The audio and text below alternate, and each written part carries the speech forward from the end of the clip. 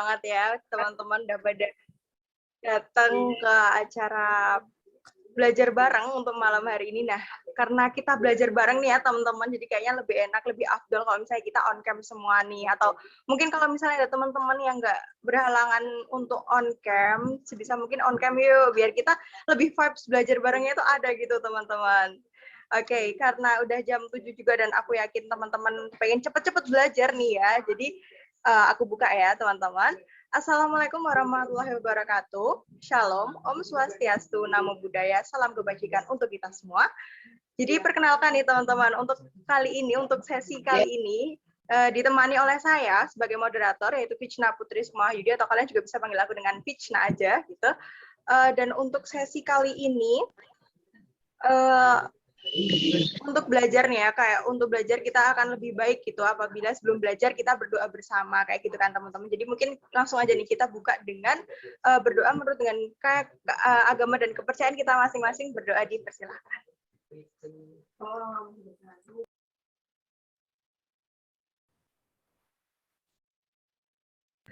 Baik, tiada kata cukup untuk berdoa.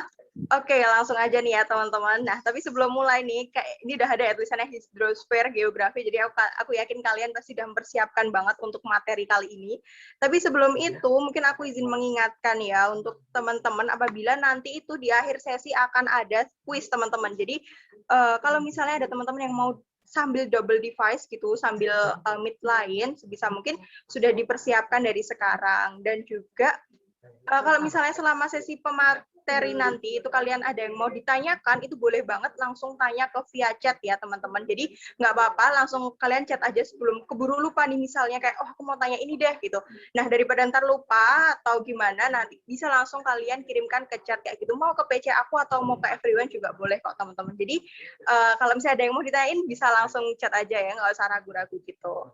Oke, terus selain itu, tadi aku ngingetin lagi nih, kalau misalnya ada yang bisa nggak berhalangan untuk on cam, kita on cam bareng-bareng biar vibes belajar barengnya itu ada, teman-teman. Terus selain itu juga kalian ini karena kita kan di sini belajar ya, jadi usahakan untuk stay hydrate, atau kalian bisa siapin juga minum air putih, atau misalnya ada yang suka ngeteh atau misalnya bikin kopi, itu silahkan banget ya teman-teman untuk dipersiapkan di kanan kiri teman-teman supaya belajarnya itu tetap fokus dan tetap bisa apa ya, stay gitu loh, nggak ngantuk atau misalnya haus kayak gitu. Terus juga oke deh, mungkin itu aja deh sedikit apa ya dari aku ya untuk teman-teman, biar kita bisa sambil belajar bareng untuk sampai mungkin 2 jam ke depan ya untuk kali ini dengan materi geografi yang tentang hidrosfer kayak gitu. Oke, mungkin itu aja deh ya, cuap-cuap dari aku sedikit untuk pembukaan kali ini, karena aku yakin kalian udah nggak sabar nih untuk belajar bareng sama pemateri yang super duper luar biasa banget. Ini ada Kak Rahma. Halo Kak Rahma. Halo Kak Vichna. Halo, gimana nih Kak kabarnya untuk malam ini ya? Ya, alhamdulillah baik. Kak Vichna gimana kabarnya? Aduh, ditanyain deh. Alhamdulillah juga baik Kak. Oke, udah siap nih Kak untuk memberi materi kepada teman-teman untuk malam hari ini. Oke, insya Allah siap. Kita belajar bareng aja ya teman-teman. Oke, bener banget nih kata Kak Rahma. Jadi belajar bareng ya teman-teman. Jadi jangan ngerasa kayak ini, ya bener sih diajari, tapi jangan kayak guru gitu. Kalau misalnya kalian ada yang diragukan, kalian pengen tanya sesuatu, langsung tanyain aja. Kebetulan ada mentor yang keren banget nih untuk kali ini. Oke, mungkin itu aja deh ya sedikit dari aku, daripada ntar kalian kelamaan dan udah semakin kemana-mana nggak jelas. Langsung aja deh untuk waktunya, mungkin nanti Kak Rahma bisa memperkenalkan diri sendiri ya, nanti biar lebih dalam gitu. Oke, mungkin itu aja sedikit dari aku. Silahkan waktu dan layar saya persilahkan untuk Kak Rahma. Silahkan Kak. Oke, terima kasih banyak Kak Vichna. Sebelumnya, Assalamualaikum warahmatullahi wabarakatuh. Selamat malam teman-teman. Perkenalkan, aku Rahma. Saat ini aku belajar di Fakultas Teknik, Departemen Arsitektur dan Perencanaan, Program Studi Perencanaan Wilayah dan Kota. Nah iya teman-teman, dulu aku SMA-nya IPA, bukan IPS, tapi sempat belajar geografi karena ambil peminatan geografi. Di kuliah ini juga belajar sedikit tentang hidrologi, ada mata kuliah yang namanya perencanaan sistem infrastruktur air hujan dan air limbah ya, meskipun nggak terlalu dalam seperti materi SMA gini, tapi lebih ke penerapan keteknikannya gitu. Nah, karena keterbatasan aku juga, jadi di sini kita belajar bareng-bareng aja ya. Kalau misalnya ada yang keliru, langsung aja dikoreksi. Terus kalau misalnya ada pertanyaan dan aku belum bisa jawab di sini, nanti aku kirim nomor WA aku di chat. Nah, boleh teman-teman kalau mau WA aku tanya soal gitu, nanti aku usahain buat jawab. Oke, kirim ya. Nah, itu kalau misalnya belum bisa aku jawab saat ini. Oke, lanjut ke slide selanjutnya, Kak.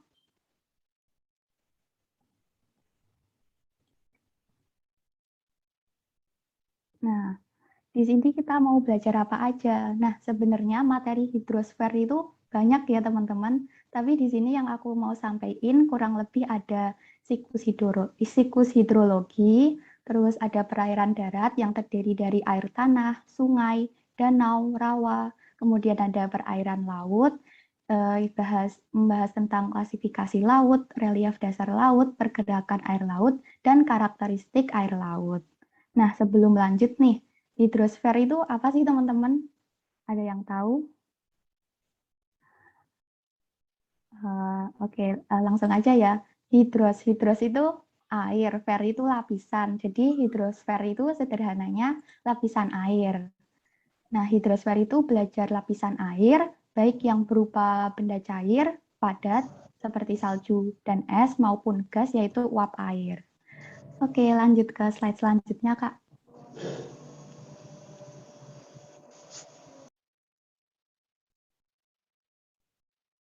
Nah, jumlah air di bumi itu relatif teman-teman, nggak berubah.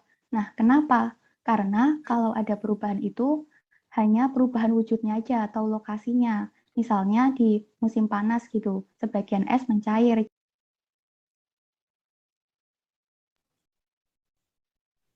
Halo, oke aku ulangi ya. Misalnya dari musim panas tuh sebagian es kan mencair, jadi dari padat menjadi cair, sehingga kesannya cairannya ada lebih banyak. Nah, sebaliknya pada musim dingin, wujud cairan ini itu berkurang karena membeku.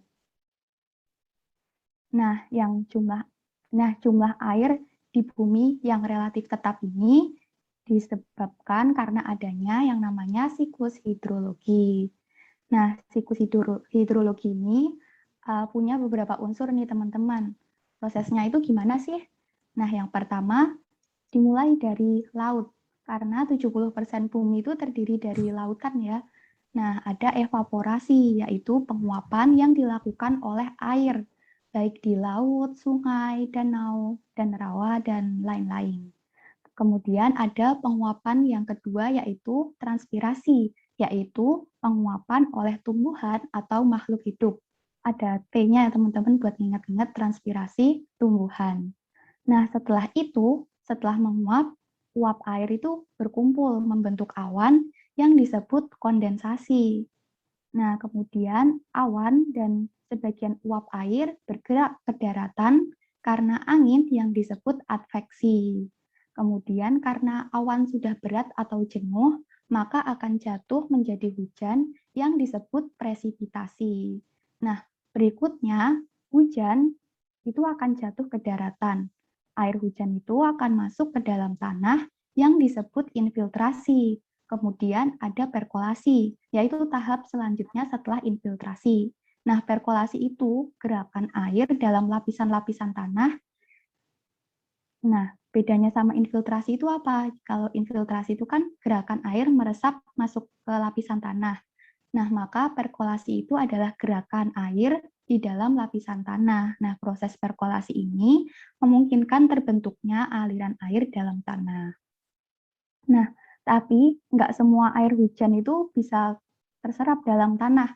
Nah, misalnya itu ada tutupan beton. Nah, sekarang kan banyak ya yang ditutupi aspal, beton gitu-gitu. Nah, maka sebagian air itu akan mengalir di permukaan tanah yang disebut runoff atau limpasan air hujan yang nantinya dialirkan menuju sungai atau saluran air di depan rumah kita misalnya. Kok mana nih? Nah, akhirnya air-air tadi, baik yang ke sungai, ke saluran air, atau menyerap di dalam lapisan tanah, balik lagi ke laut. Nah, proses ini disebut siklus hidrologi. Jadi gitu teman-teman. Jadi jumlah air di bumi itu relatif tetap. Oke. Nah, lanjut ya, siklus hidrologi ini dapat dibagi menjadi 3, yaitu siklus pendek atau siklus kecil, terus ada siklus menengah atau sedang, dan ada siklus panjang atau besar. Nah, gimana cara bedainnya? Oke, lanjut ke slide selanjutnya, Kak.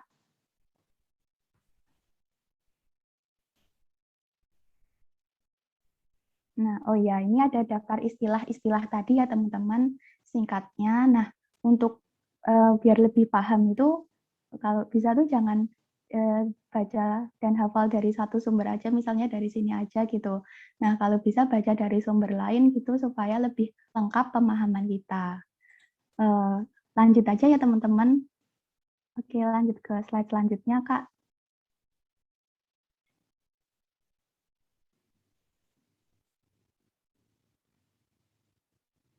Evapotranspirasi. Oh ya, tadi belum ya. Evapotranspirasi itu berarti dari boleh ke slide sebelumnya, Kak Vijna, maaf. Nah, evapotranspirasi itu gabungan antara evaporasi dan transpirasi. Evaporasi penguapan air jadi uap air, dan transpirasi itu penguapan yang dilakukan oleh tumbuhan atau makhluk hidup.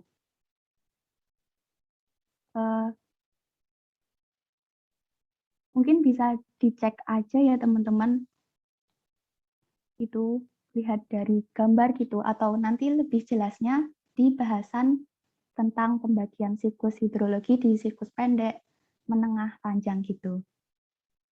Izin bertanya, Kak, apakah air di bumi dapat berkurang atau bertambah seiring berjalannya waktu? Seperti yang disebutin tadi, siklus hidrologi itu menyebabkan air di bumi secara kuantitas itu relatif tetap. Kalau misalnya di musim panas itu kelihatan airnya tambah banyak karena es mencair, tapi itu cuma di perubahan wujudnya aja. Jadi secara kuantitas air itu tetap, teman-teman. Seperti itu. Oke, lanjut ya. Oke, lanjut ke siklus pendek, Kak, di slide selanjutnya. Nah, yang pertama ini ada siklus pendek atau siklus kecil. Jadi prosesnya gimana? Prosesnya itu penguapan atau evaporasi dari laut, kemudian pembentukan awan atau kondensasi di atas laut, dan turun hujan atau presipitasi di atas laut juga. Nah, oleh karena itu, siklus pendek ini nggak bisa dimanfaatin untuk kehidupan sehari-hari kita, karena jatuhnya cuma di laut. Nah, masa iya kita harus mandi ke laut gitu kan? Enggak ya. Nah, gitu sederhananya teman-teman. Lanjut, di siklus menengah atau sedang. Nah, ini prosesnya gimana? Prosesnya itu masih sama penguapan. Ini yang dipelajari SD ya, Kak, kayak yang pendek. Aku udah lupa sebenarnya, tapi ya mungkin iya. Oke, lanjut ya, di siklus menengah atau sedang ini prosesnya itu penguapan atau evaporasi dari laut, kemudian pembentukan awan atau kondensasi, terus kemudian uap air dan awan bergerak ke daratan karena pengaruh angin. Nah, ini yang disebut adveksi. Kemudian di daratan jatuh hujan atau presipitasi, kemudian mengalir di permukaan atau runoff menjadi aliran permukaan seperti sungai, dan sebagian lagi meresap ke dalam tanah atau infiltrasi membentuk air tanah. Kemudian air-air tadi kembali ke laut. Jadi di bedanya sama siklus yang pendek tadi, yang siklus menengah ini presipitasi atau hujannya itu udah jatuh di daratan ya teman-teman. Oke, lanjut Kak di siklus panjang atau besar. Nah, selanjutnya siklus panjang atau besar. Nah, ini tuh bisa dibilang komplitnya gitu ya, teman-teman. bedanya itu dengan siklus sebelumnya, siklus panjang ini itu ada terjadi di pegunungan yang tinggi. Nah, prosesnya itu gimana? Prosesnya itu yang pertama sama penguapan evaporasi dari laut, kemudian pembentukan awan atau kondensasi, kemudian uap air dan awan bergerak ke daratan atau adveksi. Nah, di sini awan dan uap air akan mengalami yang namanya sublimasi. Nah, yang membedakan itu ada sublimasi ini, yaitu pengkristalan uap air menjadi kristal es. Nah, jadi yang turun itu nggak hanya yang berbentuk cairan, seperti hujan-hujan biasanya gitu, tapi ada bentuk padat, yaitu es atau salju, yang bergantung pada suhu. Kemudian salju atau es tadi akan mencair menjadi gletser, terus turun ke bawah atau run off menjadi sungai, dan sebagian lagi ada yang infiltrasi menyerap dalam tanah, kemudian perkolasi dan akhirnya kembali ke laut. Mungkin teman-teman agak bingung ya sama gambar bagan yang ada di kanan itu. Nah, intinya yang membedakan siklus panjang ini itu ada proses sublimasi teman-teman, yaitu pengkristalan uap air menjadi kristal es. Nah, di bagan itu kok habis evaporasi dari air laut menjadi uap air dibagi menjadi dua. Nah iya, karena nggak semua uap air itu jadi awan atau kondensasi, tapi sebagian uap air itu ada yang terbawa angin atau adveksi dan terjadi proses sublimasi menjadi kristal es. Gitu ya teman-teman. Oke, lanjut aja ya. Selanjutnya kita bahas tentang perairan darat. Nah, di perairan darat itu kita bahas apa aja? Oh, notanya izin tanya, aliran air itu yang infiltrasi atau perkolasi. Infiltrasi itu penyerapan air dalam tanah. Nah, perkolasi itu proses lanjutannya, teman-teman. Jadi perkolasi itu air, aku baca-baca itu lebih ke proses selanjutnya ke lapisan-lapisan tanah karena adanya gaya gravitasi gitu, teman-teman. Jadi kalau infiltrasi itu cuma penyerapan gitu, kalau perkolasi itu gerakannya gitu. Nah, nanti bisa ya. Kak, kalau run off itu kan mengalir, itu alirannya bisa di darat atau tanah atau ngalir sungai air, Kak. Nah, kalau istilah run off itu biasa, kalau di aku itu biasa di kuliah itu biasa disebut limpasan. Nah, limpasan air permukaan. Jadi run off itu khusus untuk di permukaan. Itu teman-teman. Jadi kalau misalnya kita hujan, nah di depan rumah kita tuh biasanya kan udah di beton atau di paving yang susah gitu ya untuk nyerap air. Jadi nggak infiltrasi tapi run off atau lari gitu teman-teman. Lari menuju ke saluran air di depan rumah kita, kemudian dari saluran air itu menuju ke sungai gitu. Udah jelas belum? Kira jelas ya kalau run off itu airnya di permukaan kayak menuju saluran air atau menuju sungai gitu. Oke. Gitu ya teman-teman. Oke, lanjut ya. Jadi di perairan darat sebenarnya ini belum semua, tapi yang aku bahas itu ada air tanah, sungai, danau, dan rawa. Oke, lanjut Kak.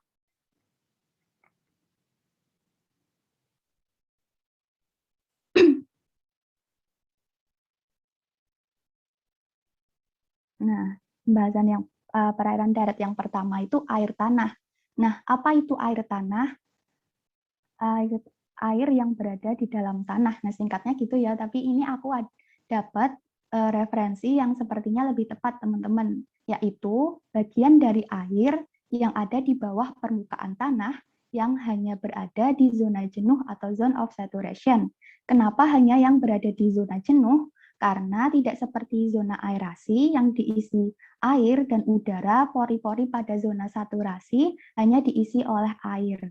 Nah, gitu teman-teman. Mungkin ini bisa cari-cari lebih lanjut ya tentang zona aerasi, zona saturasi itu apa gitu. Nah, terus sebenarnya pembahasan tentang air tanah itu juga banyak, Tapi di sini mau aku sampaikan itu cuman air tanah berdasarkan letaknya, yaitu bisa dibagi menjadi dua, teman-teman. Yaitu ada air tanah freatik atau dangkal yang terletak di atas lapisan kedap air impermeabel ini, teman-teman. Nah, dan air tanah artesis atau air tanah dalam yang terletak di antara dua lapisan kedap air impermeabel. Gitu. Oke, singkat aja ya. Lanjut ke pembahasan selanjutnya, Kak, yaitu sungai. Nah, pembahasan sungai itu juga macam-macam kan teman-teman kalau belajar. Cuma yang mau aku bahas di sini ada bagian sungai berdasarkan debitnya dan pola aliran sungai. Karena aku rasa itu yang paling penting dan kayaknya paling sering muncul ya teman-teman. Nah, pertama yaitu bagian-bagian sungai. Ingat ya teman-teman, hulu itu yang atas, kemudian hilir yang bawah. Nah, di antara itu, ini macam-macam sih, ada yang bilang ada bagian tengah, ada yang bilang enggak. Nah, di antara itu disebut bagian tengah. Nah, setiap bagian ini punya karakteristik tersendiri. Nah, gimana tuh ciri-cirinya? Yang pertama, di hulu atau bagian atas. Nah, di bagian atas itu kan kayak di pegunungan gitu ya, kelerengannya tuh curam, sehingga arus atau gerak airnya itu masih deras, teman-teman. Nah, karena deras itu, dasar sungainya itu masih berbatu, karena belum ada endapan apa-apa kayak pasir gitu. Makanya lembah sungainya itu berbentuk V karena erosi sungai yang lebih mengarah ke dasar atau vertikal. Dan aliran sungainya itu cenderung lurus karena kuatnya arus tadi. Serta sering ditemui air terjun atau jeram. Ya kan teman-teman, kalau misalnya teman-teman pergi wisata ke air terjun gitu, kan biasanya harus naik-naik dulu gitu kan. Nah, itu ciri-cirinya. Lanjut lagi di bagian tengah. Nah, karena sudah mulai melandai, nggak terlalu curam gitu ya teman-teman, aliran airnya itu jadi nggak terlalu deras lagi. Nah, sehingga proses erosinya itu sudah tidak terlalu dominan. Erosi sungainya itu lebih mengarah ke samping atau horizontal, sehingga lembahnya itu berbentuk huruf U, nggak lagi berbentuk V. Nah, di bagian tengah ini juga terjadi proses-proses transportasi hasil erosi dari hulu yang akan dibawa ke hilir. Selanjutnya, di hilir itu cirinya terdapat sedimentasi atau endapan di dasar ataupun dalam aliran sungai dari proses-proses transportasi hasil erosi dari hulu tadi. Kan bisa kita lihat ya kalau misalnya kita tinggal di dataran rendah gitu, sungai-sungainya itu cenderung warnanya coklat kan teman-teman, udah nggak bening lagi. Nah itu karena sambil membawa sedimen atau endapan dari sungai-sungai di atas atau di hulu gitu.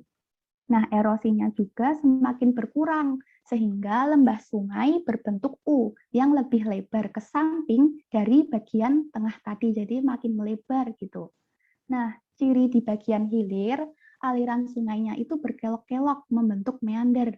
Nah, kalau meander ini terputus, bisa jadi danau tapal kuda. Nah, mungkin tentang danau tapal kuda ini bisa dijelasin di bagian danau nanti.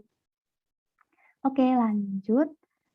Sungai berdasarkan debitnya itu dapat dibagi menjadi sungai. Yang pertama ada enggak Kak, di sebelumnya.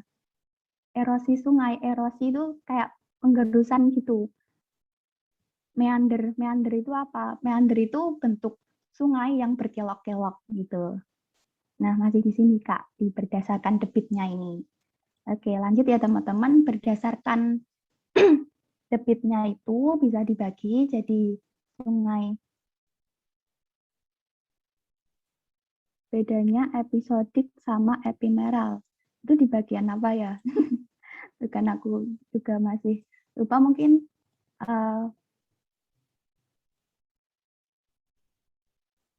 mungkin bisa kita bahas nanti aja ya, aku catat dulu episodik epimeral itu apa. Kita lanjut ke berdasarkan debitnya dulu ya teman. Oh, ini ya.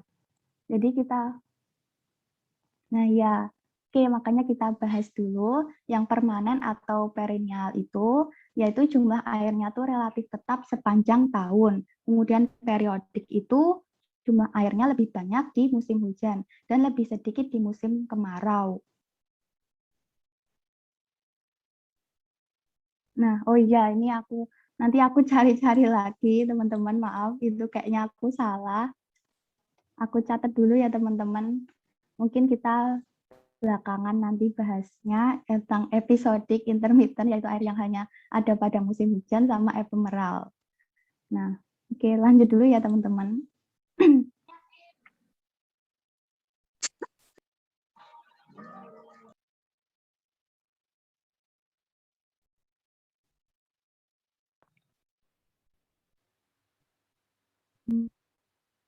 Udah belum ya? Tempat aku belum ganti.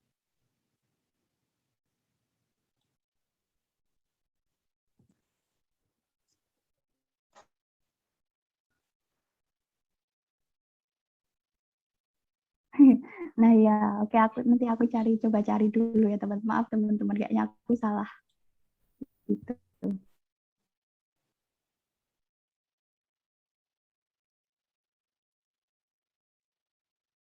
Slide-nya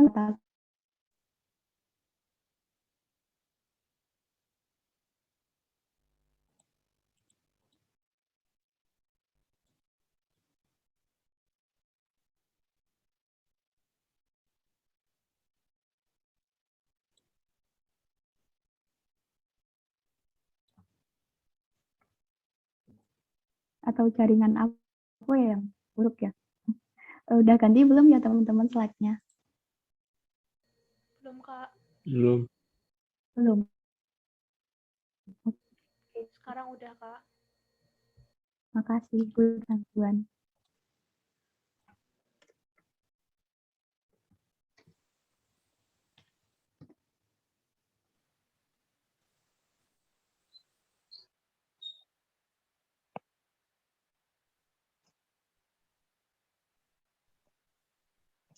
Nah, oke, kita lanjut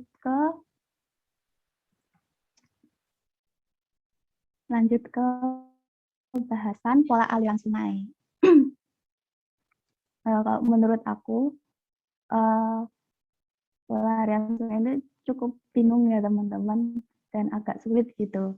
Nah, sebenarnya banyak jenis pola aliran sungai itu bervariasi dari sumber-sumber yang aku baca gitu ya. Tapi umumnya ada 8 ini teman-teman. Nah, yang pertama itu ada pola dendritik, yaitu bentuknya seperti batang pohon, biasanya ditemui di daerah datar dengan struktur batuan homogen.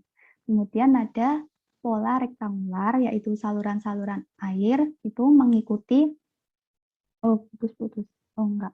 Oke, aku ulangi, rektangular, saluran-saluran airnya itu mengikuti pola dari struktur kekar atau patahan. Kemudian ada pinit, yaitu anak sungai membentuk sudut lancip dengan sungai induk yang mencirikan perbukitan terjal. Kemudian ada trelis, yaitu anak sungainya itu tegak lurus dengan sungai induk. Nah, ini tuh mencirikan daerah. Kemudian pola anular, yaitu alirannya itu menyebar secara radial dari satu titik ketinggian tertentu dan ke arah hilir aliran, kemudian kembali lagi tuh. Oh iya, maaf teman-teman, ini aku kelewat, ada pola paralel, yaitu alirannya hampir sejajar dengan sungai induk utama. Halo, tes apa masih putus-putus? Sekarang udah enggak. Oke, lanjut ya.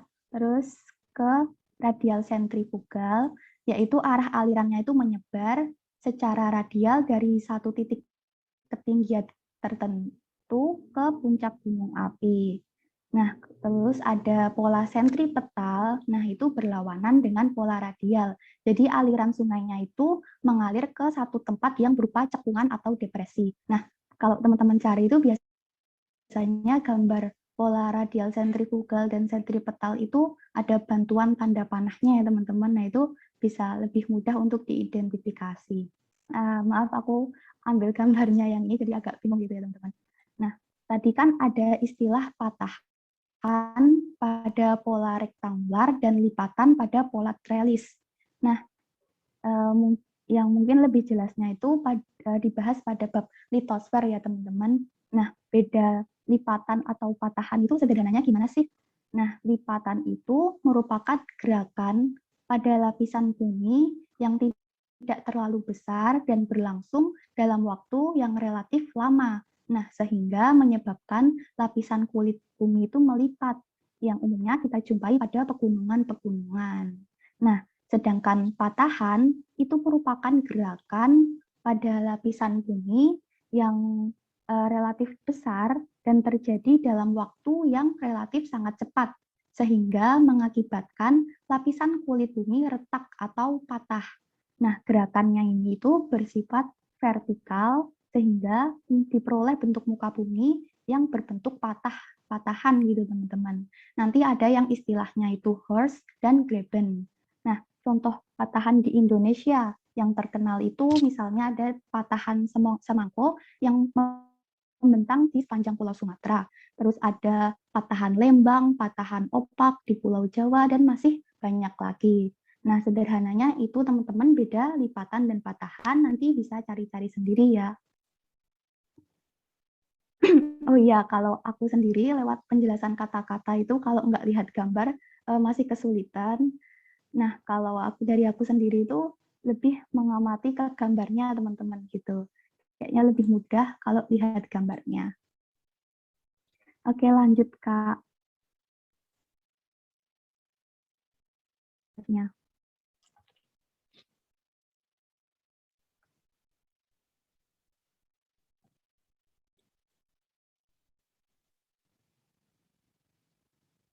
Oke, selanjutnya kita bahas tentang danau. Apa sih danau itu? Ya, sebelumnya Kak, danau. Nah, sederhananya, danau itu cekungan di daratan yang terisi air. Nah, gitu teman-teman sederhananya.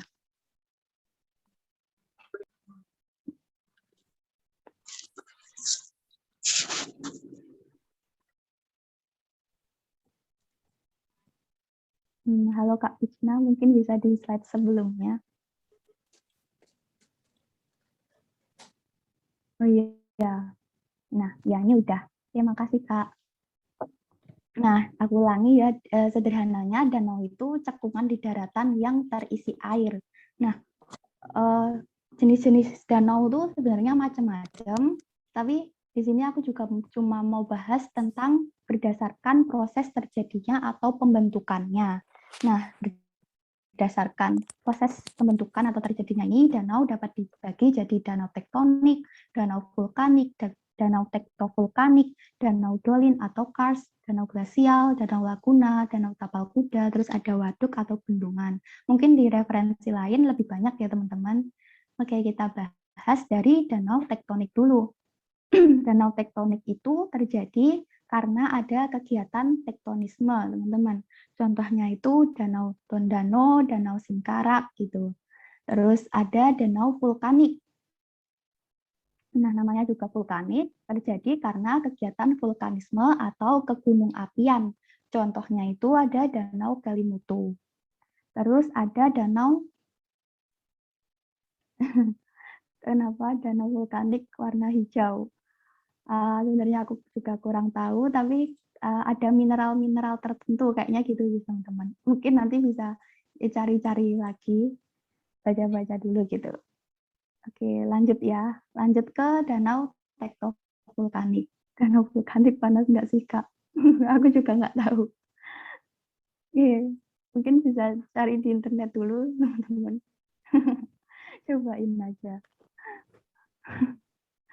Oke, lanjut dulu ya teman-teman ke danau tektovulkanik.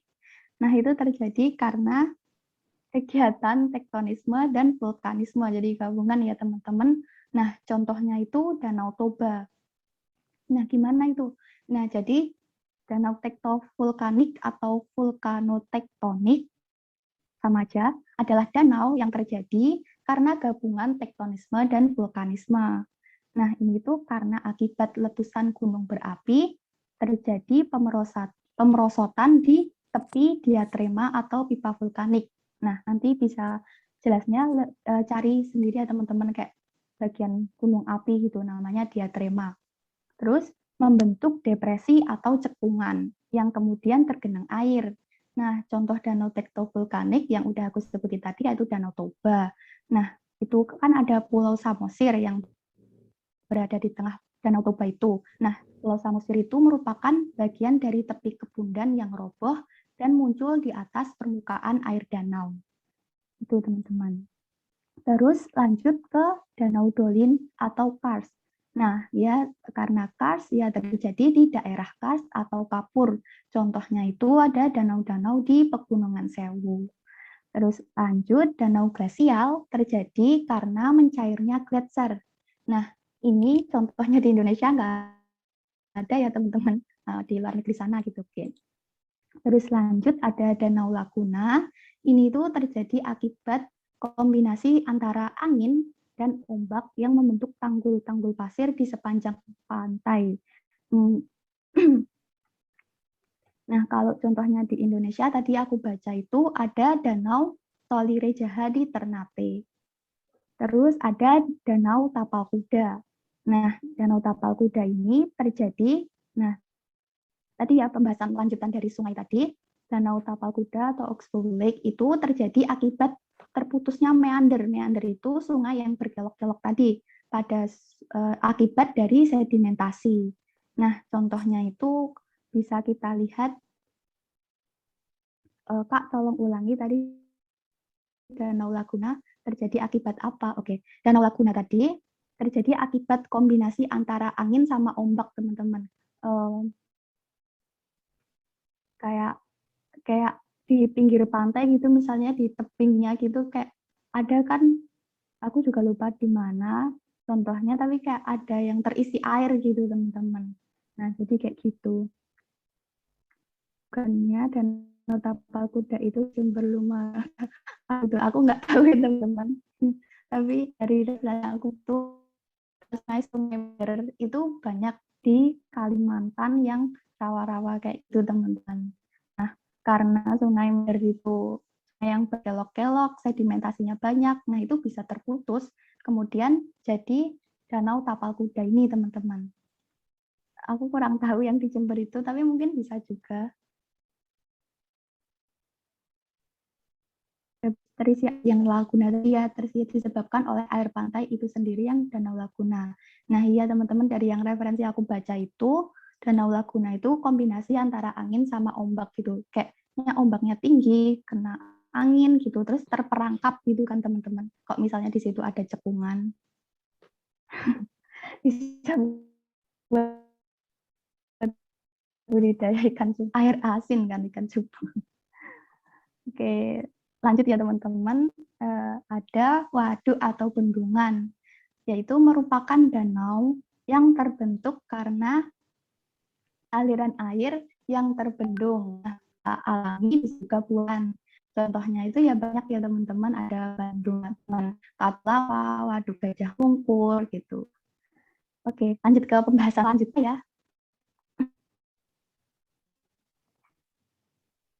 Selanjutnya itu kita bahas rawa. Mungkin ada yang tahu rawa itu apa? Bisa di kolom chat dulu.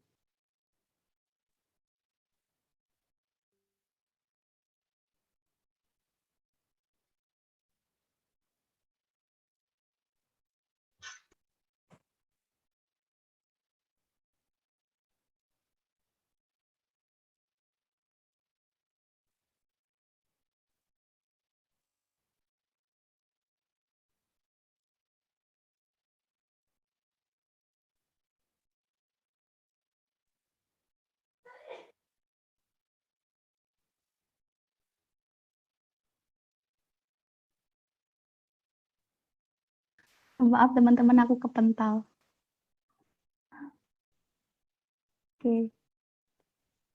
Lanjut ke pembahasan rawa ya. Nah, apa itu rawa? Nah, definisi rawa itu macam-macam. Yang aku dapat itu ada yang nyebutin rawa adalah lahan genangan air secara ilmiah yang terjadi terus-menerus atau musiman akibat drainase yang terhambat serta mempunyai ciri-ciri khusus secara fisika, kimia, dan biologi. Itu teman-teman. Nah, di Indonesia itu rawa itu biasanya ada terdapat di hutan-hutan. Nah, klasifikasi rawa itu juga macam-macam ya teman-teman. Tapi di sini yang aku bahas itu berdasarkan letaknya, yaitu ada rawa tepi pantai yang umumnya landai dan airnya tidak terlalu asam dan mengalami pasang surut. Terus ada rawa teluk, yaitu rawa di tepi pantai karena pengendapan pasir di dasar teluk. Terus ada rawa pinggir sungai, yaitu terletak di dataran banjir, di pinggiran sungai, dan umumnya subur. Kemudian ada rawa abadi, yaitu rawa yang selamanya tergenang air, cirinya itu warnanya kemerah-merahan dan airnya sangat asam. Oke, sekilas sederhananya gitu teman-teman, singkatnya pembahasan tentang rawa. Oke, lanjut ke yang kayak di Kalimantan. Iya, banyak rawa-rawa gambut gitu ya kok di Kalimantan. Tanahnya juga merah kan ya di sana. Oke, lanjut ke selanjutnya Kak ke perairan laut.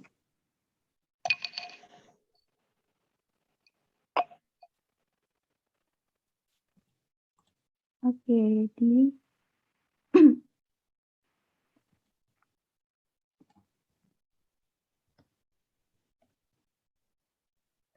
teluk itu perairan yang menjorok ke daratan. Ini aku baca aja ya, tubuh perairan yang menjorok ke daratan dan dibatasi oleh daratan yang menjorok teman-teman. Jadi lebih mengarah air yang menjorok ke daratan gitu teman-teman. Mungkin lebih jelasnya bisa searching gitu kan ada gambarnya. Oke.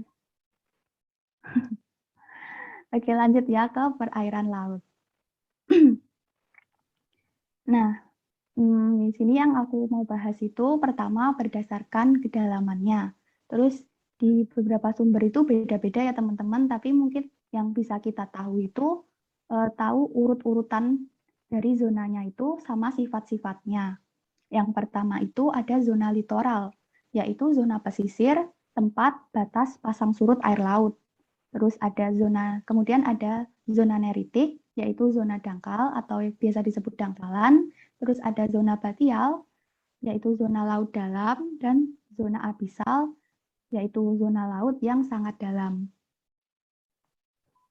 Nah, salah satu sifat dari zona-zona ini itu salah satunya itu di zona neritik atau laut dangkal. Di zona neritik ini sinar matahari itu masih dapat menembus ke dasar laut sehingga proses fotosintesis masih berjalan dengan baik. Oke, lanjut ke pembahasan berdasarkan letaknya. Nah, laut berdasarkan letaknya itu dapat dibagi jadi laut tepi. Nah, sesuai namanya juga laut tepi, letaknya di tepi-tepi benua. Contohnya ada Laut Jepang, Laut Cina Selatan gitu. Terus ada laut pertengahan. Nah, laut pertengahan ini letaknya di antara benua-benua. Contohnya itu Laut Tengah di antara benua Eropa dan Afrika, terus ada Laut Merah di antara benua Asia dan Afrika, terus laut di Indonesia, di tengah-tengah Indonesia itu ya antara Asia dan Australia. Terus ada laut pedalaman yang letaknya di dalam benua. Contohnya itu Laut Hitam, Laut Baltik, Laut Kaspia, Laut Mati. Oke, lanjut ke berdasarkan proses terjadinya. Nah, dapat dibedakan menjadi 3. Yang pertama itu ada laut migrasi, yaitu turunnya dasar laut dalam karena adanya patahan tektonik di dasar laut.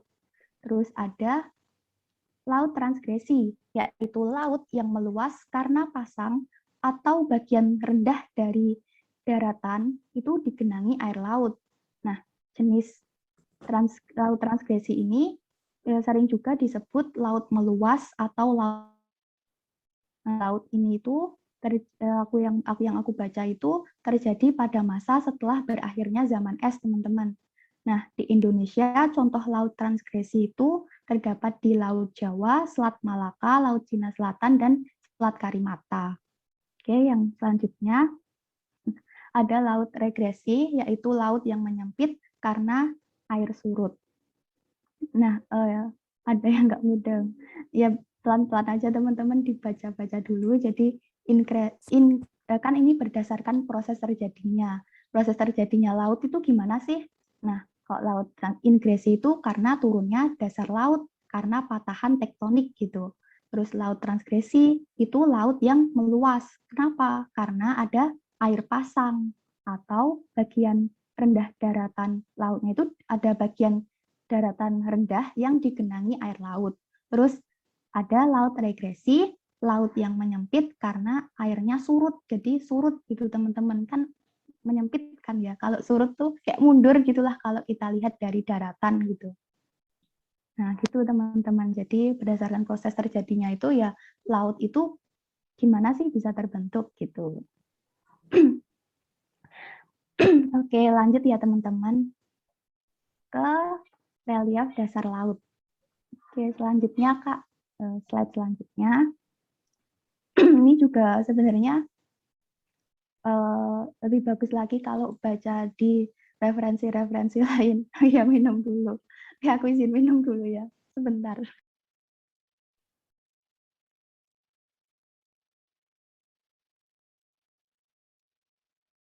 Oke, aku lanjut. Selanjutnya relief dasar laut.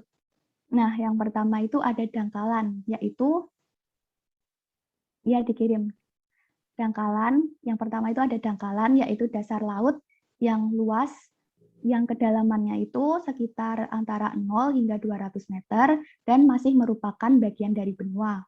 Terus yang kedua ada lubuk laut, yaitu dasar laut yang berbentuk U atau mangkuk itu cirinya. Terus yang ketiga ada gunung laut, yaitu gunung yang kakinya berada di dasar laut dan puncaknya itu menonjol ke permukaan laut. Nah, kalau nggak menonjol ke permukaan itu biasa disebut guyot, teman-teman.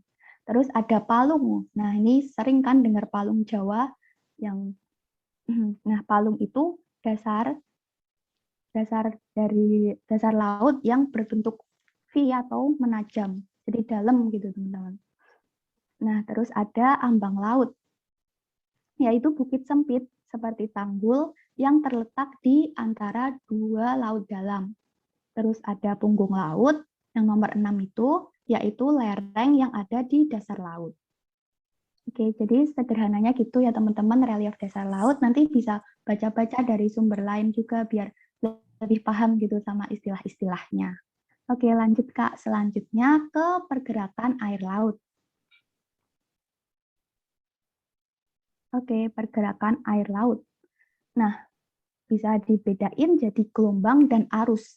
Yang pertama, gelombang laut. Apa sih gelombang laut? Gelombang laut itu pergerakan massa air dengan arahnya vertikal. Cuma naik turun gitu teman-teman. Karena cuma naik turun, sehingga massa airnya itu nggak berpindah. Nah, bedanya sama arus laut, kalau arus laut itu perpindahan massa air secara horizontal atau mendatar, sehingga massa air berpindah tempat. Nah, arus laut ini salah satunya dapat dibedakan jadi arus panas sama arus dingin. Arus panas itu dari referensi yang aku baca itu terdapat pada khatulistiwa sampai lintang sedang. Nah, terjadi apabila suhu air laut lebih panas dari sekitarnya. Contohnya itu ada arus Kuroshio. Kemudian ada arus dingin yang terdapat pada kutub sampai lintang sedang. Terjadi apabila suhu air laut lebih dingin dari sekitarnya. Contohnya itu arus Oyashiwo. Mungkin lebih jelasnya teman-teman bisa cari gitu di YouTube cara gimana sih arus laut itu terbentuk gitu kan, ada animasinya gitu. Nah, kayak yang aku sebutin tadi, sebenarnya pembagian arus ini tuh macam-macam. Nah, mungkin kalau gambaran arus laut ini kayak film di Finding Nemo itu ya, teman-teman kan pada tahu kan. Nah, tadi aku sempat browsing gitu, yang kayak di film itu tuh namanya siklus termohalin, yaitu terjadi di lautan yang menggambarkan gerakan arus dingin di lapisan dalam dan air yang hangat yang ada di permukaan. Sehingga siklus termohalin dapat didefinisikan sebagai siklus atau gerakan massa air yang timbul akibat adanya perbedaan densitas air laut dalam dan air laut dalam ke arah vertikal. Jadi seperti itu. Terus kita lanjut ke karakteristik air laut. Nah, apa sih karakteristik air laut? Karakteristik tuh ciri-ciri gitu ya teman-teman. Yang pertama itu suhu air laut semakin dalam itu semakin dingin karena dipengaruhi oleh pemanasan sinar matahari. Kayak di zona neritik tadi ya teman-teman yang masih bisa ditembus matahari sehingga proses fotosintesisnya masih berjalan dengan baik. Terus yang kedua, salinitas air laut. Nah, atau kadar garam dipengaruhi oleh banyaknya curah hujan, air tawar atau air es yang masuk, terus ada besar kecilnya penguapan. Terus yang ketiga, ada warna laut itu dipengaruhi oleh keberadaan bahan organik dan anorganik. Nah, nanti teman-teman bisa cari lebih lanjut untuk tentang karakteristik air laut ini. Jadi kira-kira pembahasannya ini dulu teman-teman tentang siklus hidrologi. Salinitas karena keringat ikan. Itu tebak-tebakan itu kan ya. Oke, kita lanjut ke kuis. Gimana nih teman-teman? Udah siap belum? Tenang-tenang soalnya ini cuma ada 7 dan hampir semua udah ada di pembahasan tadi. Materinya yang udah selesai. Jadi singkat aja mungkin ya teman-teman. Mungkin lebih jelasnya nanti pas di pembahasan soal. Oh, baru masuk kah? Ya nanti kan ada recordnya ya teman-teman, bisa lihat recordnya. Kuisnya di Quizizz. Sebentar ya, ini lagi mau share screen, Kak Vijna. Oke, berarti materinya udah selesai ya, Kak Rahma? Iya. Oke deh, teman-teman, ini aku lihat di chat rame banget ya kalian. Rame banget. Semangat banget untuk belajar kali ini. Aku mungkin izin share untuk quiziznya ya, teman-teman. Persiapkan, walaupun nggak apa-apa lah, saya juga kok teman-teman. Aduh, astagfirullah, malah curhat, nggak apa-apa. Nggak apa-apa, 10 besar itu tuh nggak menjamin kalian akan jadi sukses atau enggak. Yang penting itu adalah niat kalian. Oke, sebentar ya teman-teman, sebentar. Oke. Wait. Oke, ini dia. Udah kelihatan belum ya, Kak? Udah, Kak. Yuk, join teman-teman. Oke, silakan ya untuk kodenya. Aduh. Semoga aku nggak putus-putus ya. Oke, untuk kodenya ini ya teman-teman 824060. Kalian bisa join myquiz.com, kemudian enter di kodenya. Ditunggu ya teman-teman. Yuk. Tadi kalian udah nanya-nanya banyak nggak sih?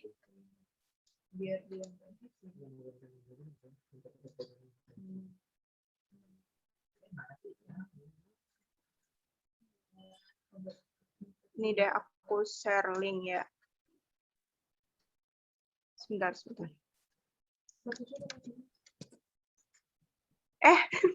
Bentar, aku masalah ke private chat. Oke, itu linknya ya. Aku kirim di chat. Kalian bisa pakai link itu.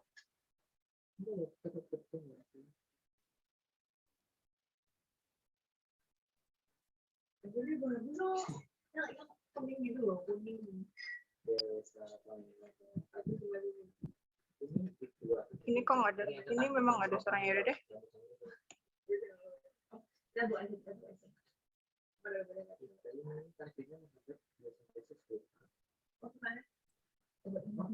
Ayo teman-teman.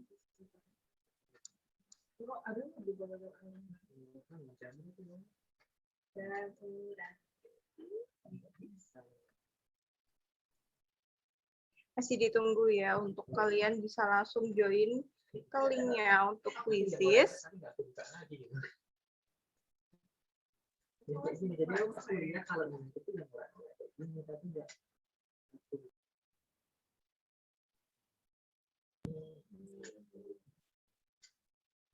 sih obat ya? Obat tuh HP-nya kayaknya diaktif ya.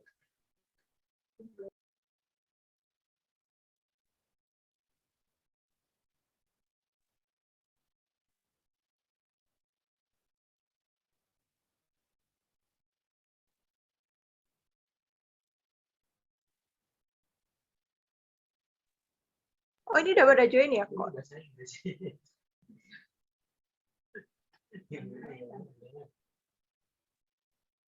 Ada yang udah join tapi belum ada. Wait. Aku stop share deh bentar ya guys. Coba aku refresh dulu.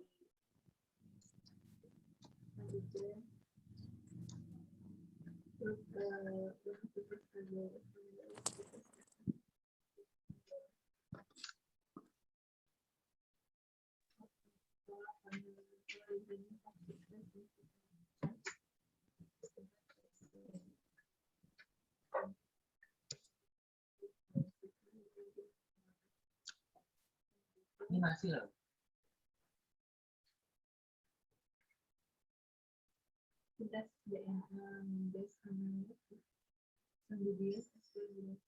Oke. Oke guys, sorry banget ini tadi ternyata punya aku yang error. Oke, sekarang ternyata kalian sudah banyak banget ini ya, ikut 70 orang, oke. Aku off cam aja deh, biar nggak putus-putus, sedih banget kalau aku putus-putus. Yeay, oke, karena ini nggak ada backsound-nya ya, jadi aku kayaknya yang bakal berisik adalah aku. Jadi, ayo 70, aku hitung deh. Aku hitung ya, mundur ya ini. Oke, 72 tambah lagi, 73 tambah terus. Yuk, ayo. Namda pengen belajar, nggak apa-apa, pengen belajar. Yang penting jangan. Oke, Jihan Pin udah ada nih, Yofi udah ada, Ova, Bismillah bisa. The next Megawati, waduh, udah politik sekali ya. Pacar Taehyung, amin. Ya, tapi walaupun sadar diri ya, cuman ya amin dulu nggak apa-apa. Pacar V. Ini kalian pasti kemarin nonton BTS kan? BKBK nggak tahu siapa. Oke, udah deh, langsung aja ya kali. Tunggu. Siapa tadi yang ngomong? Lucu banget. Cama bab psikologi. Waduh, amin. Aku amin ya. Oke, Salsabila, Ray juga udah ada. Sukuna wife. Oke deh. Oke, Google. Lucu. Oke deh, kalian mah keren. 80, ayo ada lagi yang mau? Aku hitung mundur nih kalau nggak ada. Aku hitung mundur 10 ya. Oke, Rizka cantik. Halo Rizka. Oke. Hitung mundur kali ya. Beneran nih ya. Dari 10 deh. 10, 9, 8, 7, 6, 5, 4, 3, 2,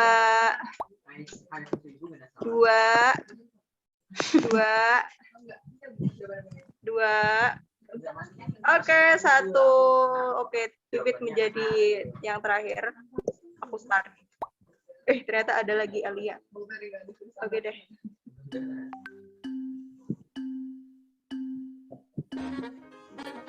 Sungai yang mengalir barat Sumatera itu. Apaan ini? Kalian jangan lupa untuk off mic, guys. Nanti kalian bisa spill-spillan nih. Yuk. Mantap. Di ranking pertama ada Silna Aini. Oh, ternyata tersalib guys oleh Cinta Amelia. FH Undip, amin. Di ranking kedua. Oke. Terus salib menyalip.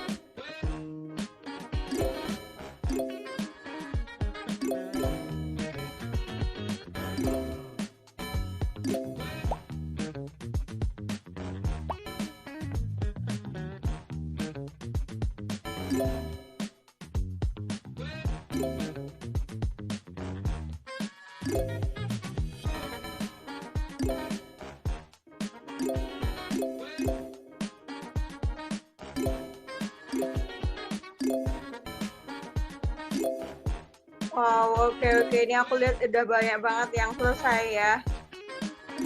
Udah pada selesai nih.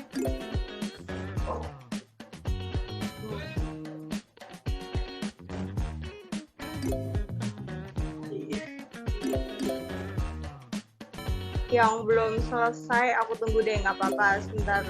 Sampai di 8:05 waktu Indonesia Barat. Semangat yuk yang belum selesai, ini udah banyak banget yang selesai. Wah.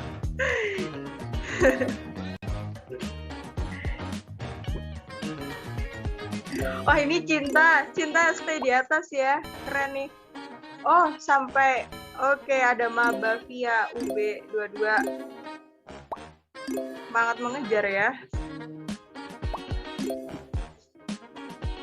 Wow.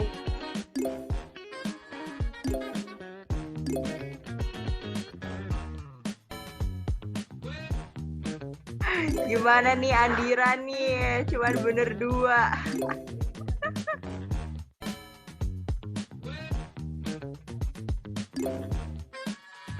Normal lah, baru ikutan join langsung ikutan quiz, nggak apa-apa deh. Yang penting ikutan aja dulu, nanti juga bakal dibahas kan sama Kak Rahma kita.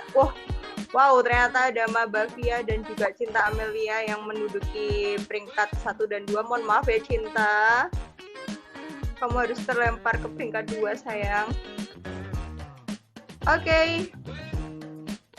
Tinggal 1 menit lagi.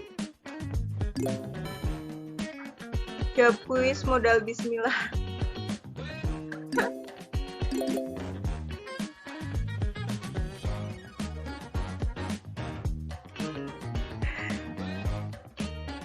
Ditikung emang nggak enak ya, bener banget, apalagi dari tadi di atas ya, tiba-tiba muncul begitu saja dan langsung merebut apa yang seharusnya milik Cinta. Oke, nggak apa-apa Cinta, nggak apa-apa, ini baru kuis kok.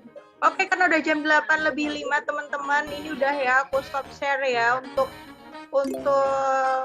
kalian yang belum selesai nggak apa, bisa langsung selesaiin sekarang aja. Yuk.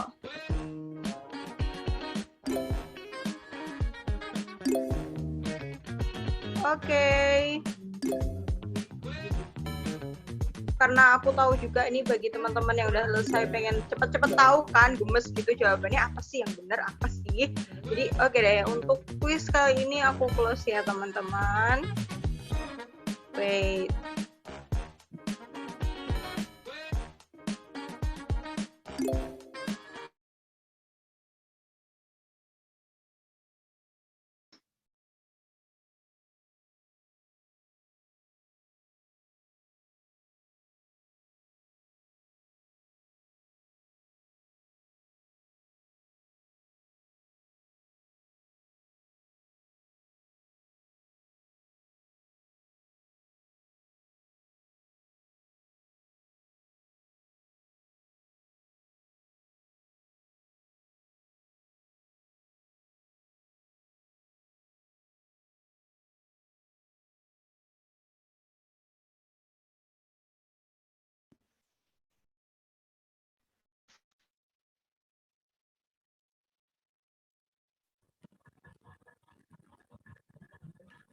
Oke, karena tadi kuis dengan quizisnya udah selesai ya teman-teman. Cuman sebenarnya aku minta maaf banget karena aku belum bisa on cam. Padahal aku pengen lihat kalian. Cuman karena koneksi ya, jadi kayak terganggu gitu.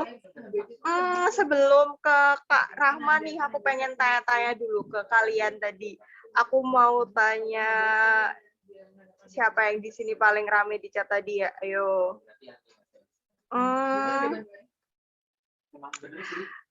Oke, Google deh. Halo, oke Google. Siapa sih nama kamu, Mas? Aku nanyanya oke Google gini ya. Halo, oke Google, apakah kamu di sini? Oke Google.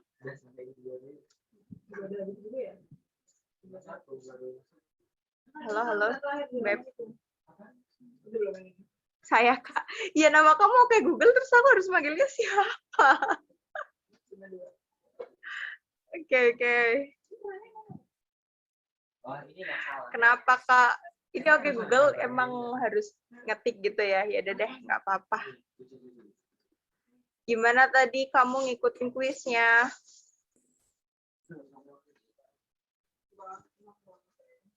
Seru pol Kak. Oke.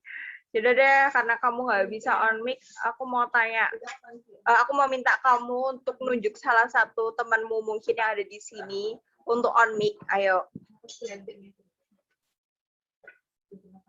Ayo, siapa? Wah, seru. Ya, seru. Untuk apa? Enggak, cuma tanya-tanya aja kalau aku mah. Aku nggak bakal ngasih kuis tambahan kok, guys. Tenang aja, kuisnya cukup yang tadi.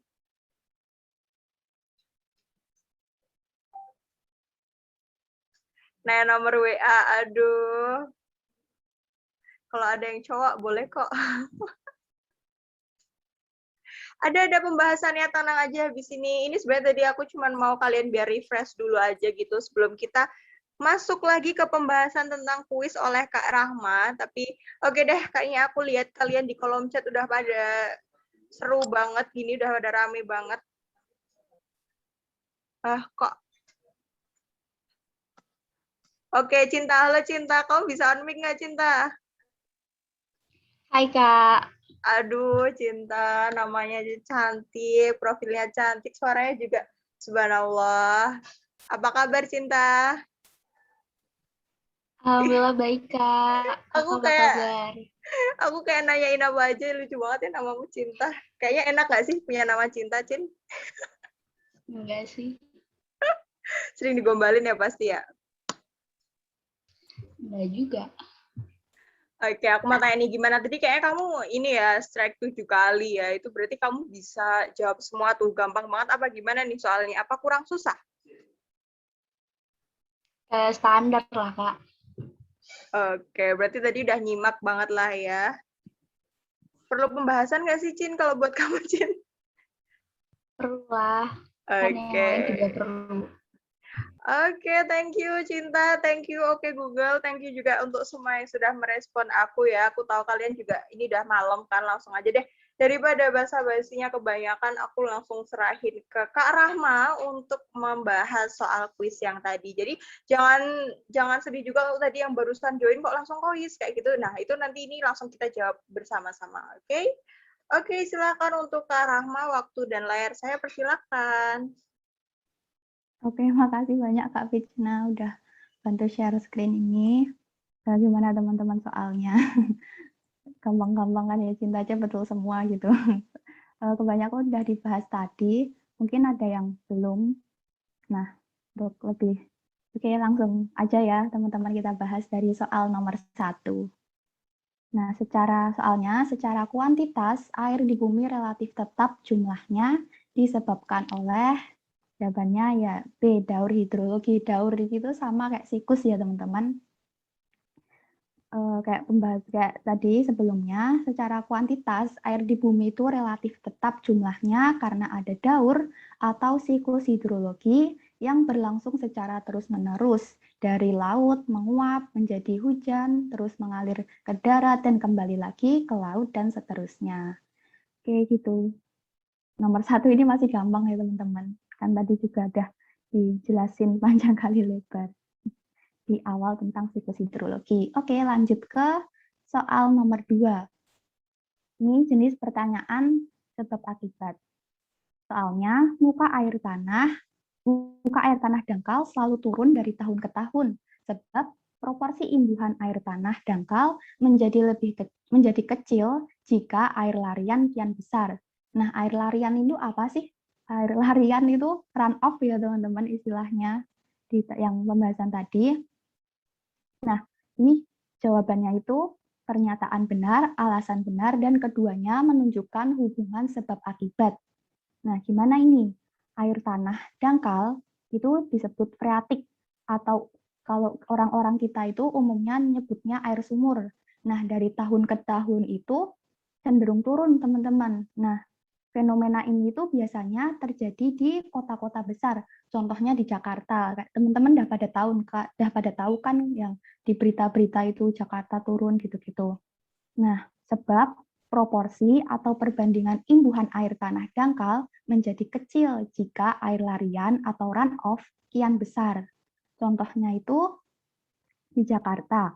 Itu kan lebih banyak tutupan beton sehingga air hujan yang mau jadi imbuhan air tanahnya itu yang harusnya meresap atau infiltrasi ke tanah justru langsung lari atau run off ke sungai dan kemudian ke laut. Nah, gitu teman-teman. Jadi langsung lari tanpa ada infiltrasi yang jadi sumber air tanah itu. Nah, jadi jawaban dari pertanyaan ini itu A, pernyataannya benar, alasannya benar, dan menunjukkan hubungan sebab akibat. Oke, lanjut Kak ke pembahasan soal nomor 3. Soal nomor 3, sungai yang mengalir di barat Sumatera ke Samudra Hindia mempunyai ciri yang gimana? Sebenarnya ini soal mungkin agak rancu ya teman-teman. Jadi mungkin yang aku tangkap itu sungai yang mengalir di bagian barat Sumatera gitu aja teman-teman. Nah, cirinya mempunyai ciri apa? Yang pilihan nomor 1 aliran deras, 2 tingkat pengikisan besar, 3 daerah aliran sungainya sempit, 4 banyak dijumpai meander. Nah, jawabannya itu jika nomor 1, 2, dan 3 benar. Nah, pembahasannya gimana? Kita tahu di bagian barat Pulau Sumatera itu ada gugusan pegunungan Bukit Barisan yang ini teman-teman, kalau di peta itu yang warnanya kuning oranye gitu teman-teman. Itu kan warna kuning oranye itu menunjukkan lebih tinggi ya teman-teman, terus yang warna hijau menunjukkan lebih rendah. Nah, sedangkan di bagian timur di peta itu cenderung dataran rendah dan rawa warna hijau gitu teman-teman, sehingga ciri sungainya itu berbeda antara bagian barat sama bagian timur. Nah, di bagian barat ini itu ciri khas sungai di pegunungan. Nah, Kayak gimana sih ciri khas sungai di pegunungan itu? Nah, yang pertama, pilihannya tadi alirannya deras. Nah, ini benar ya teman-teman, karena pegunungan itu memiliki kelerengan yang curam, sehingga air dengan cepat turun ke bawah. Terus yang nomor 2, tingkat pengikisan besar. Ya, benar juga, sesuai penjelasan nomor 1 tadi, alirannya deras. Jadi pengikisannya atau erosinya itu besar. Terus yang ketiga, daerah aliran sungainya sempit. Ya benar ya teman-teman, kan tadi di bagian hulu, bagian atas, bagian pegunungan itu karena deras, erosinya itu lebih mengarah ke vertikal. Jadi belum ke horizontal sehingga daerah aliran sungainya itu sempit. Nah, pernyataan yang nomor 4, banyak dijumpai meander ini salah ya teman-teman, karena meander itu umumnya berada di daerah hilir. Oke, lanjut ke soal nomor 4 ya teman-teman. Oke, soal nomor 4. Karakteristik sungai hilir adalah yang A, lembah sungai berbentuk V, B, aliran airnya sangat deras, C, erosi vertikal lebih kuat daripada horizontal, D, banyak dijumpai meander, E, masih dijumpai jeram. Nah, jawabannya D ya teman-teman. Ini udah dibahas sih pada sebelumnya tadi.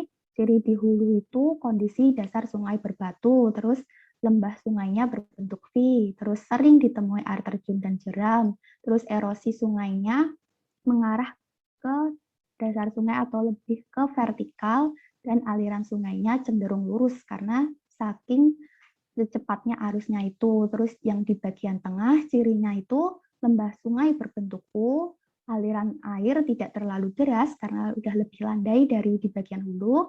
Terus proses erosi sudah tidak dominan, erosi sungai mengarah ke samping sungai atau horizontal, dan terjadi proses transportasi hasil erosi dari hulu.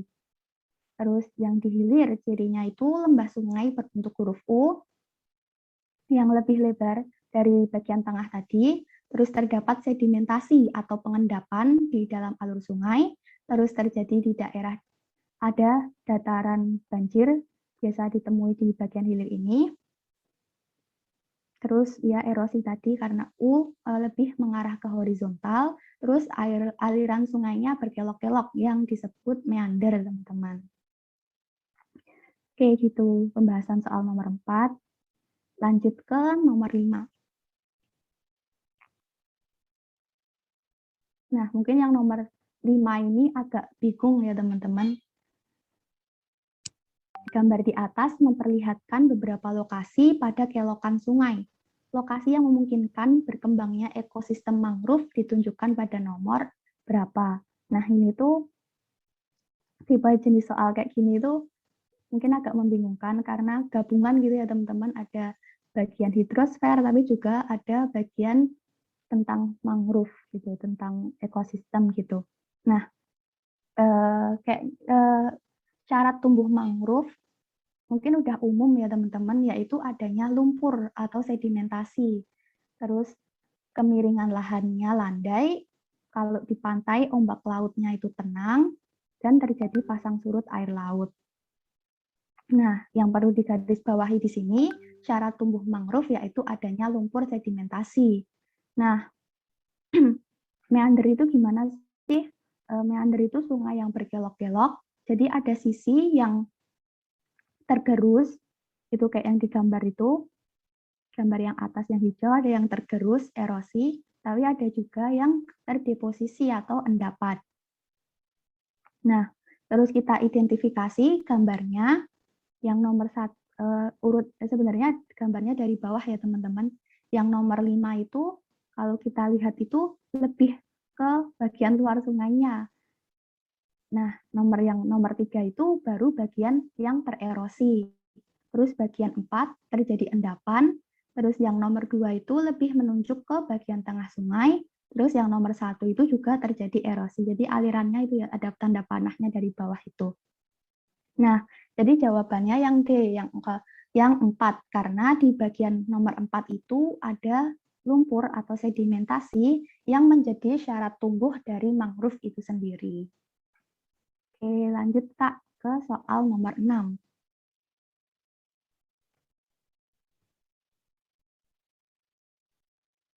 Nah, oke, nomor 6 dulu, Kak. Erosi di sini erosi apa, Kak, yang dimaksud? Erosi pengikisan dari sungai meander itu ya. Kan sungainya berkelok-kelok, terus airnya itu mengalir, kalau nabrak ke bagian tepi, itu kan akan mengerosi daratan di pinggir sungainya itu. Nah, sementara di bagian sebelahnya itu terjadi pengendapan, kayak gitu teman-teman. Oke, lanjut ke soal nomor 6. Nah, soal nomor 6 ini nggak aku bahas, ya tadi, yaitu ada istilah superimpose. Nah, mungkin teman-teman bisa cari sendiri nanti gimana superimpose itu. Jadi di sini aku lebih negasin lagi tentang jenis-jenis danau berdasarkan proses terjadinya. Yang pertama danau tektonik yang terbentuk akibat aktivitas tektonik atau penurunan muka bumi yang umumnya terjadi karena ada pergeseran atau patahan. Terus ada danau vulkanis yang terjadi akibat aktivitas vulkanisme atau kegunung apian. Terus ada danau dolin atau sering disebut danau karst yang terbentuk karena pelarutan tanah kars atau kapur. Nah, danau superimpose itu nggak ada, tapi superimpose itu merupakan istilah genetika sungai berdasarkan struktur geologinya. Ya ini aku nggak bahas tadi ya teman-teman, karena jujur aku juga masih bingung. Nah, jadi bisa nih teman-teman belajar cari-cari sendiri gitu. Nah, terus ada danau hempangan. Nah, tadi di pembahasan sebelumnya juga nggak ada nih istilah danau hempangan. Danau hempangan itu apa sih? Danau hempangan itu terbentuk karena aliran air terbendung oleh lava saat terjadinya erupsi. Nah, contohnya itu Danau Sentani di Papua. Nah, mungkin nanti teman-teman bisa cari Danau Sentani Papua itu kayak gimana. Karena kayak khusus gitu ya teman-teman. Punya ciri sendiri gitu. Oke, lanjut ke soal nomor 7 ya, soal terakhir. Nah, gerakan air laut naik turun yang tidak diikuti oleh perpindahan massa air disebut apa? Disebut gelombang laut. Nah, sudah dijelasin di pembahasan sebelumnya tadi, beda gelombang laut dan arus laut. Jadi arah pergerakan massa air, gelombang laut itu pergerakan massa air yang hanya arah vertikal atau naik turun aja teman-teman, sehingga massa airnya itu tidak berpindah. Nah, sementara arus laut itu perpindahan massa air secara horizontal atau mendatar sehingga massa air dapat berpindah tempat. Nah, bisa mungkin ini konsepnya agak kayak ke fisika gitu ya teman-teman, ada gelombang kan. Nah, itu contohnya di gambar itu teman-teman. Jadi geraknya tuh cuma naik turun gitu, atau misalnya kalau kita ember yang ada isi air, terus misalnya ada yang masukin batu gitu kan, cuman gerak naik turun gitu kan teman-teman, terbentuk gelombang gitu. Nah, terus faktor yang mempengaruhi itu apa? Gelombang laut itu salah satu faktor yang mempengaruhi ada angin dan getaran. Terus kalau arus laut itu ada perbedaan kadar garam, suhu, dan lain-lain. Nah, dan lain-lainnya ini banyak ya teman-teman. Terus berdasarkan letak terjadinya. Nah, gelombang laut itu biasanya nampak di permukaan laut. Kayak kita lihat di laut itu kan nampak kan kayak ombak gitu. Nah, sementara arus laut itu biasanya terjadi di bawah permukaan laut sehingga tidak terlihat. Oke, gitu teman-teman pembahasan soal tentang hidrosfer kali ini. Terus ini sumber-sumbernya ini belum semua sih teman-teman, banyak tadi yang belum aku cantumin. Oke, ini yang jelasin donasi bareng siapa ya Kak? Oke, ya aku aja nggak apa-apa Kak Rahma. Oke, ini makasih, mungkin Kak bisa Fitna. aku stop share ya. Betul, aku pengen on cam deh, serius. Oke, semoga bisa jaringanku stabil ya untuk ini. Oke, wah thank you banget untuk Kak Rahma untuk Oke, thank you banget ya Kak Rahma untuk materi-materinya. Tadi udah keren banget. Aku juga lihat nih kalian semua aktif-aktif di sini ya guys. Cuman sebelum kita tutup nih ya, untuk kali ini aku punya beberapa hal yang spesial untuk kalian. Tapi sebelumnya nih, oke, Oh, ini aja deh. Yang aku mau ngasih kalian sesuatu di kolom chat. Sambil aku nunggu kalian untuk isi ini. Wait guys. Kalian jangan pada live dulu karena ini juga belum selesai sih. Oke. Itu aku kirimkan untuk link evaluasi kita untuk belajar bareng kali ini ya teman-teman. Jadi kalian bisa isi dan sambil kalian isi itu, ya bener, tolong ya diisi teman-teman.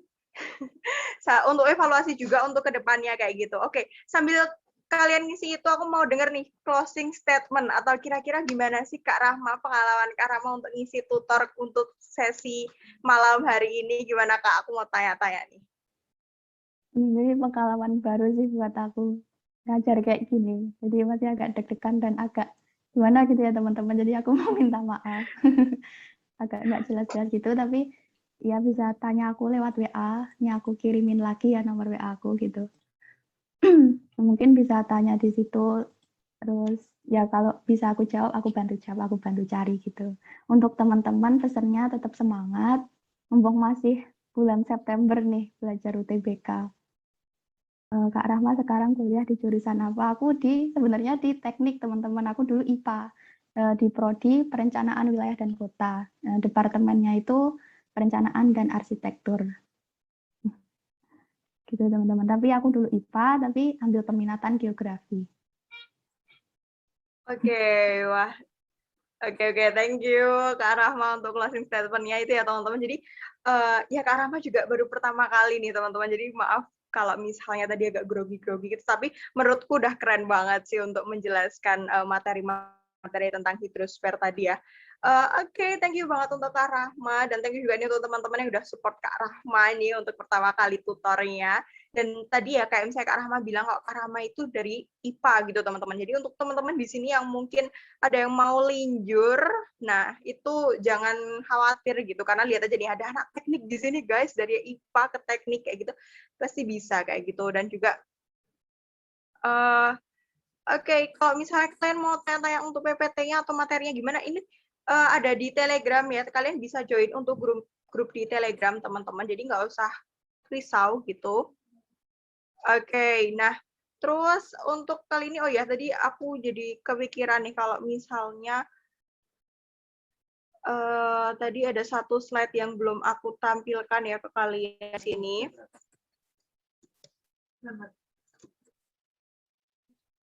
Oke, di sini. Nah, di sini ada Rp1 untuk Indonesia. Apa sih itu Rp1 untuk Indonesia? Jadi di sini aku izin untuk menjelaskan nih ke teman-teman. Jadi saat ini Pinter Bareng itu lagi buka donasi nih teman-teman. Nah, namanya adalah Rp1 untuk Indonesia. Dan tujuan dari donasi ini itu untuk apa sih, Kak? Nah, jadi donasi ini bergerak di bidang bencana dan isu sosial pendidikan di Indonesia. Wah, keren banget nggak sih? Jadi misalnya nih, kayak teman-teman kita di daerah pelosok itu kan masih banyak banget yang kekurangan dalam hal pendidikan. Nah, jadi kita di sini itu membantu mereka gitu untuk lewat gerakan ini itu untuk mendonasikan atau menyalurkan melalui bisa OVO, GoPay, Dana, dan juga masih banyak lainnya.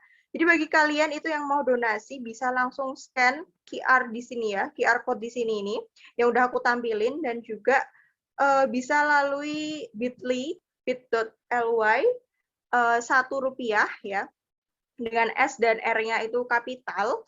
Terus juga kalian bisa langsung donasi saat mengisi form evaluasi belajar yang tadi udah aku kirim ya, yang udah aku kirimin tadi. Terus juga kalian donasi berapapun itu, bahkan Rp1 pun itu bisa teman-teman. Jadi keren banget nggak sih kalian bisa donasi Rp1 dan udah dapat pahala juga itu ya.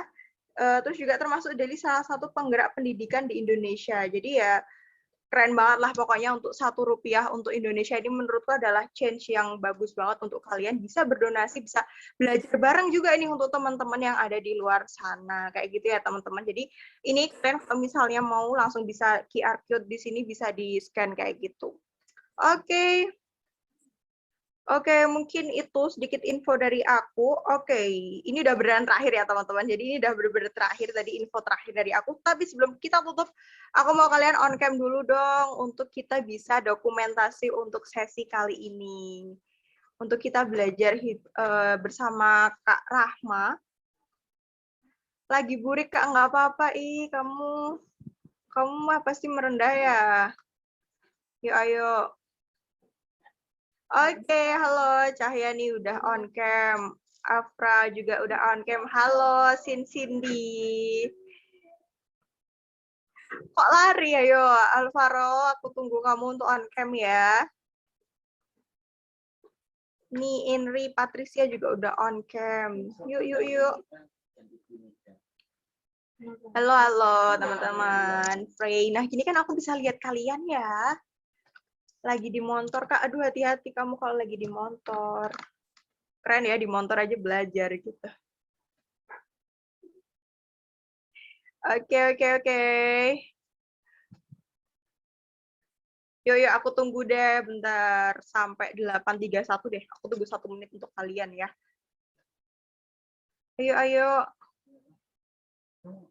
Yang lainnya.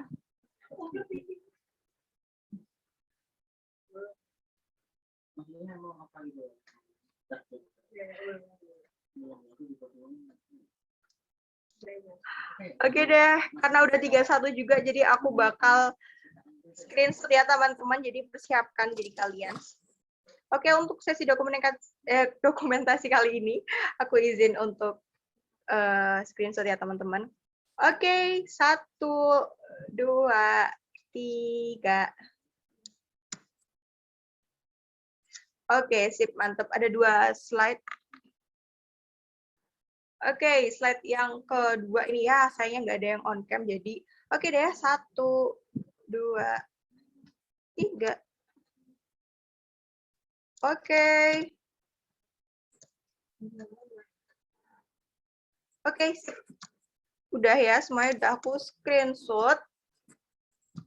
Oke, wah nggak terasa banget, ini kita udah 1,5 jam bersama teman-teman. Dan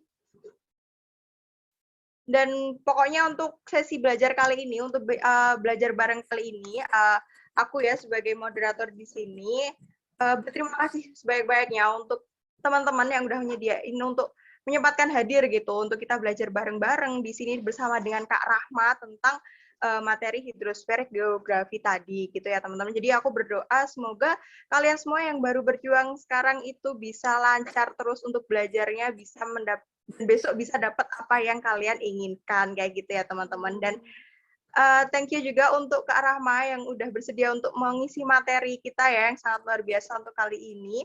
Dan nggak apa-apa Kak, walaupun baru pertama kali tapi keren banget sih. Oke, thank you banget juga untuk partisipasi teman-teman yang udah aktif, apalagi tadi di room chat ya, kalian udah lucu-lucu banget, udah mau jawab-jawab juga, keren pokoknya.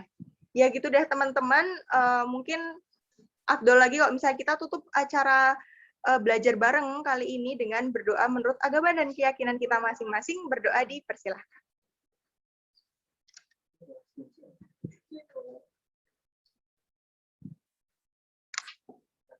Baik, tidak kata cukup untuk berdoa ya. Pokoknya itu ya teman-teman, saya Vichna Putri sekali lagi meminta maaf apabila ada kesalahan dalam memoderatori untuk acara untuk acara belajar bareng malam hari ini. Saya minta maaf apabila ada kesalahan kata atau perbuatan yang saya tidak sengaja seperti itu. Jadi semoga ilmu yang telah disampaikan untuk malam hari ini juga bermanfaat untuk teman-teman. Selamat belajar, selamat beristirahat. Wassalamualaikum warahmatullahi wabarakatuh.